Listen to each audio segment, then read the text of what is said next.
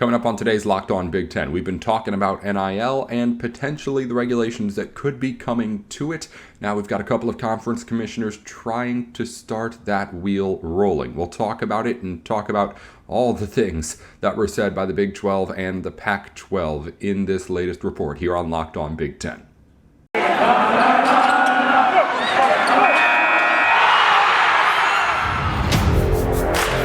You are Locked On Big Ten, your daily podcast on the Big Ten Conference.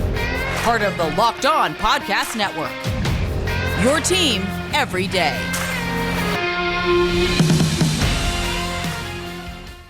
Welcome into Locked On Big Ten. I'm your host, Nate Dickinson. Coming up on today's show, we're going to get into everything that the Big 12 and Pac-12 are saying about their attempt to let Congress regulate NIL. But before we do that, BetOnline is helping us bring you the show today. BetOnline can help you make sure you're making the smartest picks when you're putting your money on sports games. As far as sports gambling goes, BetOnline can be your one-stop shop for information and lines. We'll talk more about BetOnline in just a little bit. All right, let's talk about what's going on here because it works really well with what we've been talking about as of late. NIL and name, image, and likeness money has been thrown around over the last few months willy-nilly, and now it looks like Pac-12 and Big 12 commissioners are going to Congress to at least try and get some regulations here on this. They're looking for some sort of, as it was first reported, NIL mandate to try and make sure that they can at least put some sort of control on the money that players are making here. Because as we pointed out with Jacob yesterday, whether or not you like it or not, the nature of like a Nigel Pack going to Miami because the NIL deal was in place is not the nature of what NCAA rules were trying to do here. They're trying to get away from pay for play, and there are some players who are already getting very, very close and walking that line. So whether or not you think there's reason to regulate, whether or not you think things should be regulated, I wanted to talk about it before because it seemed pretty obvious that somebody was going to try and stop this to some degree at some point. I didn't know it was going to be a report coming out right after we talked about it, about the Pac-12 and Big 12 getting together to try and do this. But I'm very, very interested, of course, now in what's going on here, and really, really interested by some of the things I heard or read, I should say, in this reporting coming out of ESPN. Because some of the words coming from George Kliavkoff, Kliavkoff, might have to get Locked On Pac-12 on here to talk about this. The words from him here in reporting with ESPN yesterday make this seem like, man, this isn't going to work for the NCAA really well. Let's dive into exactly what this is. In a statement and, again, subsequent interview with ESPN and reporting coming out here earlier last night and this morning, it was announced, and this is a direct quote from Pac-12 Commissioner George Kliavkoff, quote, "I've been invited to meetings with several senators tomorrow," that would be then today when you're listening, "to discuss the issues we're seeing with name, image, and likeness, and with the existential threat," this is pretty good, "the existential threat of our student athletes being deemed to be employees." And I want to be very, very critical, of course, with that word choice, existential threat. He phrases it as if he means existential threat to the athletes. That's not what it is. No, not at all. The athletes are going to be just fine by getting all this money. No. It's existentially threatening to the NCAA, to potentially the money that these schools are getting, to pretty much everybody who has been having power in ways that you might think is wrongfully so when you talk about this free labor kind of stuff. Those people who've been taking advantage of that thing, oh yeah, that is a big, big existential threat to them, this NIL stuff. But as far as the players go, no way. No. Again, it's phrased in a way that makes it seem like the student athletes will be harmed in some way by this happening, but no. It is not a threat to the athletes themselves. It's a threat to their eligibility or maybe status of what you think a student athlete is. Absolutely. But as far as what they are as players of the sport, no. This NIL is not going to change that at all. It might change some of your stupid little rules, but it will not change who these people are as athletes. Moving on. Kliavkoff goes on to say, quote, "We're also interested in discussing all of the harm." Again, this is more just stupid, like propaganda kind of stuff coming out of the NCAA to try and get people to at least normalize this, I guess. He said later on, quote, "We're also interested in discussing all of the harm that will come to student athletes if they are deemed to be employees." What is that? Because I see that quote, I see other quotes like it, but I don't see an explanation there. I don't see that harm. And I'm sure there's all sorts of theory and things like that and stuff that has been made up with the numbers about what exactly all this harm is. And if I actually asked someone, I would be able to find some sort of a response, but it just seems like all smoke and mirrors to me now. A few years ago, this was commonplace, right? And maybe that's why it looks so stupid now on the NCAA side, because it's changed so quickly. But just a few years ago, this was the argument, yeah? These are student athletes. These are amateurs. If you give them money, you are ruining the culture of amateur competition. That seems so foolish now. Now that these players are getting money that, again, a lot of people argued they deserved all along, and it's, again, not really even affecting the school's athletic budgets. This money is not coming from schools' pockets. It's coming from around in local areas and investors and things like that and businesses and other stuff. But as far as what this is and what it is to a threat to a student athlete, there is no way that you could argue some of the things that the NCAA is trying to not only argue, but just pass along as fact. They're just saying, of course, it's going to be hurtful to the student athletes if they're no longer student athletes and getting paid. You have to remember, this is a group that the Supreme Court shut down in a 9-0 decision not too long ago. All justices agreed that what they were doing to college athletes was wrong.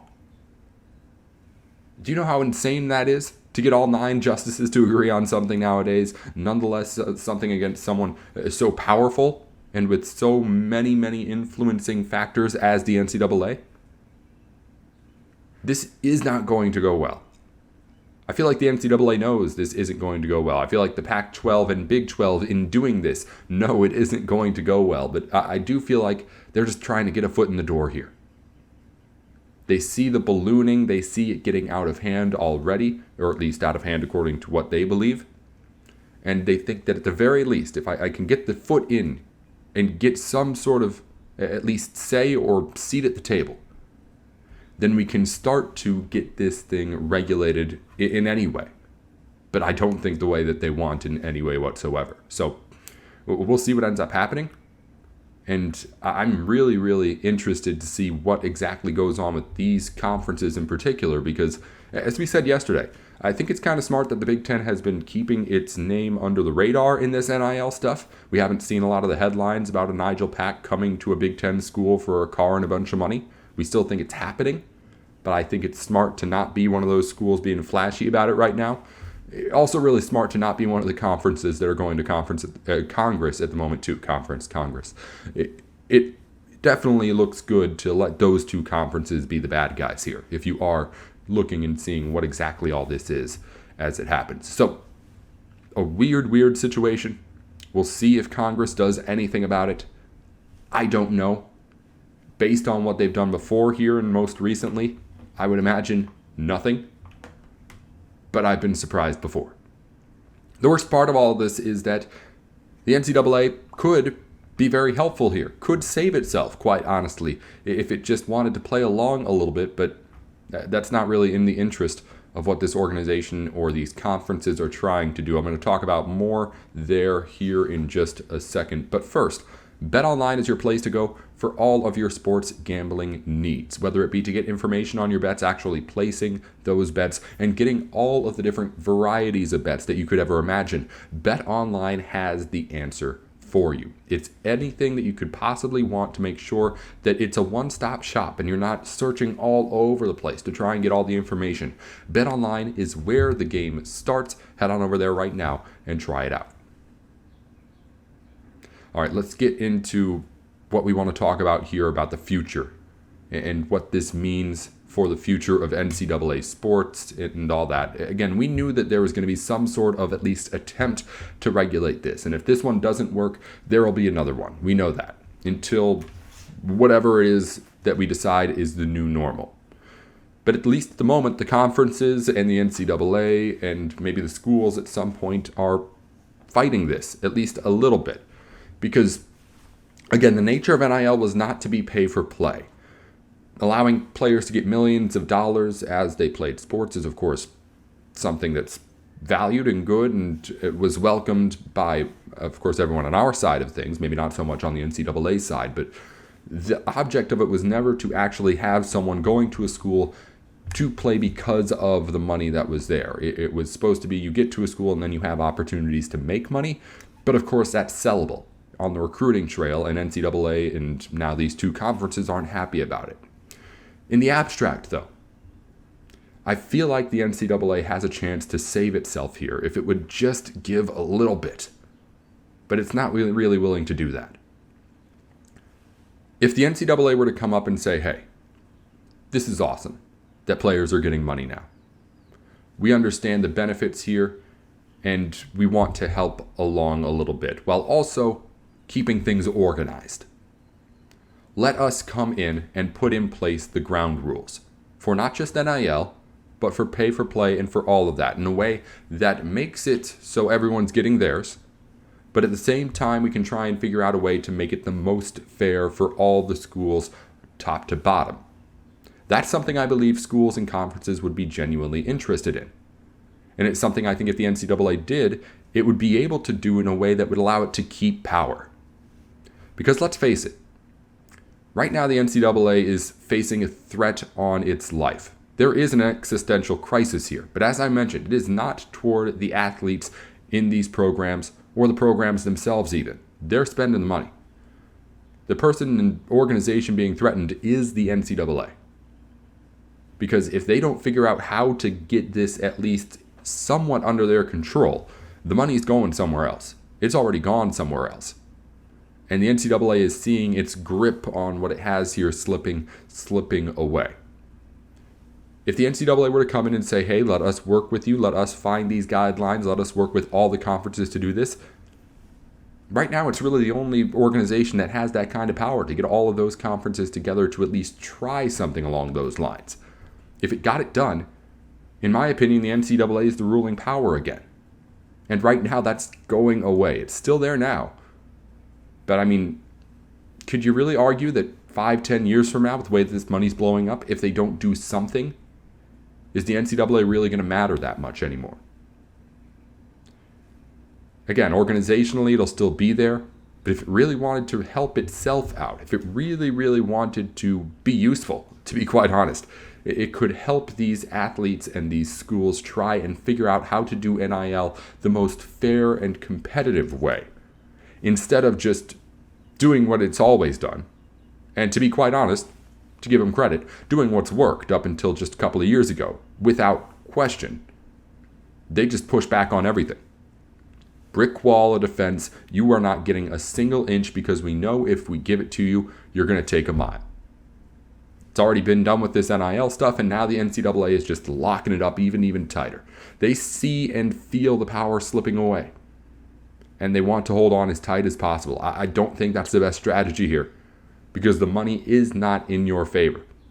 If you get it back on your side, that's when you got a chance, NCAA. And again, it's not the NCAA even doing this, it's the Pac-12 and the Big 12 at the moment. But that would be my pitch. If I was someone taking it, I would say, hey, we lost one. We lost around here. But if we want to stay in the fight, let's work back and at least try to get back at the table right now. Because at the moment, these conversations are being had without consultation. Mark Emmert's retiring next year. Aside from that, you have not heard any news out of him since this happened. Maybe opinions, maybe things that he said, but as far as actual action, nothing. I think the NCAA is very aware of that, and will be trying to change it soon. Back in on Locked On Big Ten, wrapping things up. Before we let you go here today, of course, some news on things you may have missed across the conference yesterday. We've got all sorts of Big Ten athletes of the week, and it starts with our boat of the week. Rowing names a boat of the week every single week. This week it's Iowa women's rowing second varsity. 4 all Big Ten women's lacrosse teams came out yesterday. I won't name all of those names. Maryland led the way with 8 all Big Ten selections, 3 of them unanimous. All Big Ten players of the week in track and field. Ricoy Brathwaite of Indiana, track athlete of the week. Kostas Zaltos, Field Athlete of the Week on the men's side for Minnesota. Ohio State Jamie Robinson is the Track Athlete of the Week on the women's end. And Adrian Dumont de Chassart of Illinois was named Men's Golfer of the Year. Of his 11 tournaments, 7 he finished in the top 5 and finished second at the Big Ten Championships. And finally, Ryan Ramsey of Maryland was Big Ten Pitcher of the Week, and with some historic context too. He had a perfect game against Northwestern, just the 20th 9-inning perfect game in NCAA baseball history. Congratulations, of course, to him. We'll be back tomorrow to talk more here on Locked On Big Ten on everything going on throughout the day in Big Ten sports. Until then, I'm Nate Dickinson. Thanks for tuning in here to Locked On Big Ten. And once you're done here, tune in to your school's local Big Ten podcast. We got one for schools throughout the conference. Go ahead and search it and check it out. I'd be willing to bet we have one and an expert on your team every day.